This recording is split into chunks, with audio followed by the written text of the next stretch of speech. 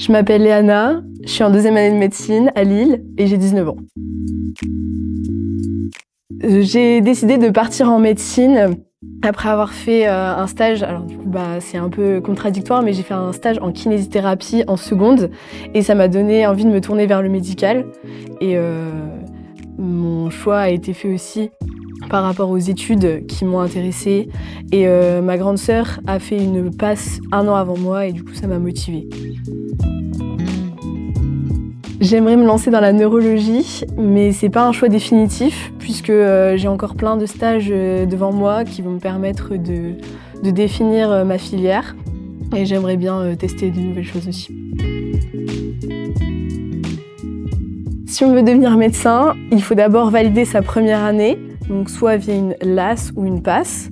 Ensuite, on intègre le 2e cycle, donc ça c'est la 2e année et la 3e année, on appelle ça la MED 2 et la MED 3. Ensuite, on a MED 4, MED 5, MED 6. Ça, c'est l'externat, le 2e cycle. Et pour finir, une fois qu'on a passé le concours de l'internat, on devient interne. Et donc, c'est MED 6 jusqu'à notre dernière année d'internat.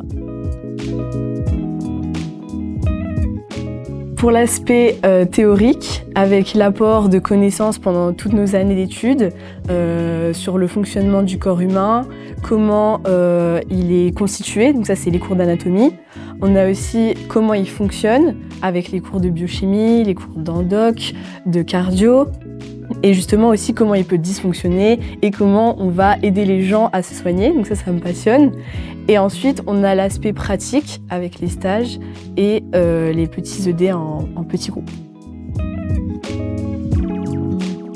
Au campus santé, franchement, on a une bonne vie étudiante. Ils nous apportent des bons locaux, c'est-à-dire que la fac elle a été rénovée il y a quelques années. On a une BU qui est toute neuve et qui est quand même assez grande. Et nous, il nous faut des espaces pour travailler.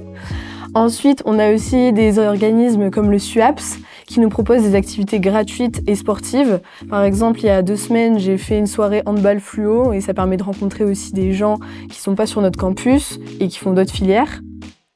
Et puis, en dehors du campus étudiant, on a aussi nos propres activités d'étudiants en médecine, c'est-à-dire voir nos amis et faire nos activités personnelles. Au début de notre cursus, on a plutôt des cours théoriques sur la physiologie, le fonctionnement du corps humain.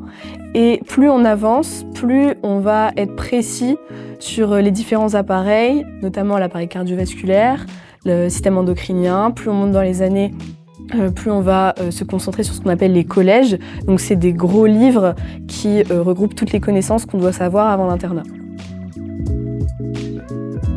Ce que je dirais à un étudiant qui compte se lancer dans les études de médecine, c'est de rien lâcher, parce que certes la première année est difficile et les autres aussi, mais elles sont quand même plus intéressantes et avec moins de pression. Et aussi, ce que je dirais, c'est qu'il faut trouver un équilibre entre travail et vie personnelle, parce que malgré le fait que ce soit des études prenantes, il faut quand même se laisser du temps pour soi, pour vivre un bon début de vie étudiante. Depuis que je suis toute petite, j'aime le challenge et c'est pour ça que ma pièce préférée au Dr Maboul, c'est selon moi une des plus dures, qui est l'élastique. Puisque, en effet, pour la retirer, il faut une précision chirurgicale, mais au final, une fois qu'on a réussi, on est fier et c'est un peu comme les études de médecine finalement.